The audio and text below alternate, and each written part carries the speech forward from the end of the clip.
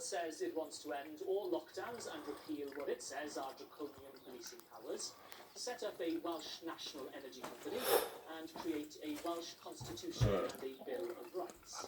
The party standing in all 5 regions, but only in 11 constituencies. So when I spoke to Propel's leader, Neil McEvoy, I asked him whether the party was just a vehicle to try and get himself re-elected. I think you grossly underestimate and probably insult a lot of really good people from many backgrounds. We have 9 county councillors now, we have representation on 4 community councils, we have Gwyned's disability champion with us, we have Steve Robinson, the first ever black world boxing champion from Wales. We have tremendous variety within our ranks. So no, it's not my show.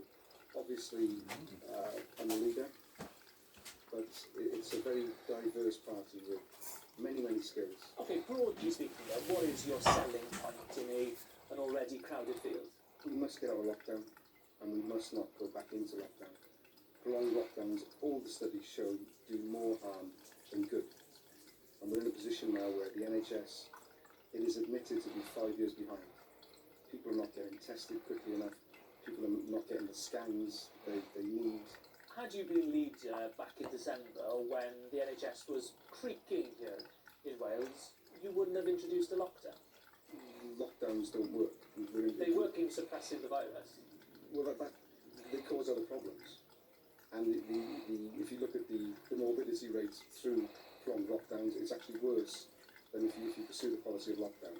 And I think you give the government too much credit because they're using the term lockdown, like we all do, myself included. We haven't had a lockdown. The airports were open, nobody was tested. The courts were open, nobody was tested. If we had tried a really severe lockdown at the very beginning, that may possibly have worked, but we've had the worst of all worlds.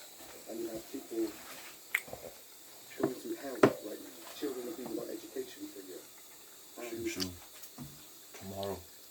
the government had it and still has it very wrong. Let's turn to energy policy. You're proposing to extract methane gas, coal bed methane from under the Welsh countryside as a way of changing Wales's energy policy, basically. Is that really the right thing to be doing with Wales having declared a climate emergency, to be pumping money into another form of burning fossil fuels? What we're saying is we reduce Wales's carbon footprint by stopping importing gas coming from 6,000 miles away.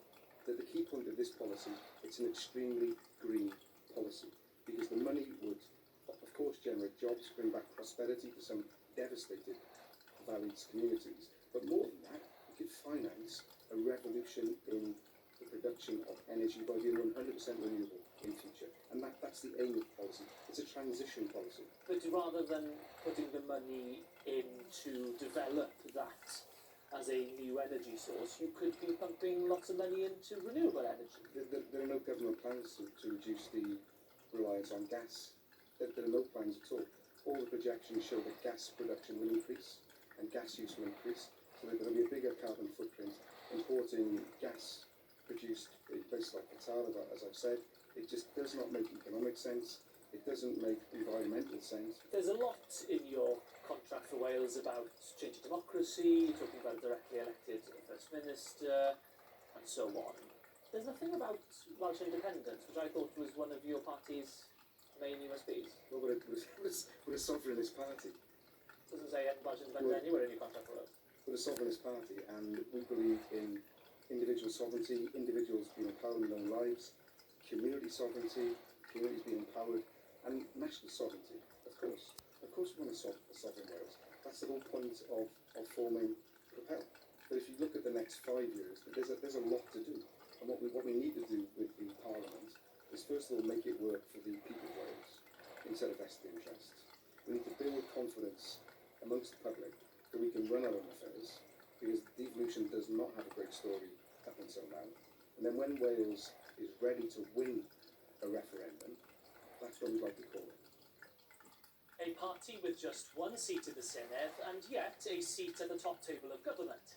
But with Kirsty Williams stepping down as a Senedd member and Education Minister, does she also take with her the Liberal Democrats' best chance of maintaining a toehold in Cardiff Bay? It wasn't always like this. As we can see here, they won 6 seats in the first 3 devolved elections, before losing ground in 2011 and then dropping to a single seat 5 years ago. So what's happened to the Liberal Democrat vote over the last decade or so?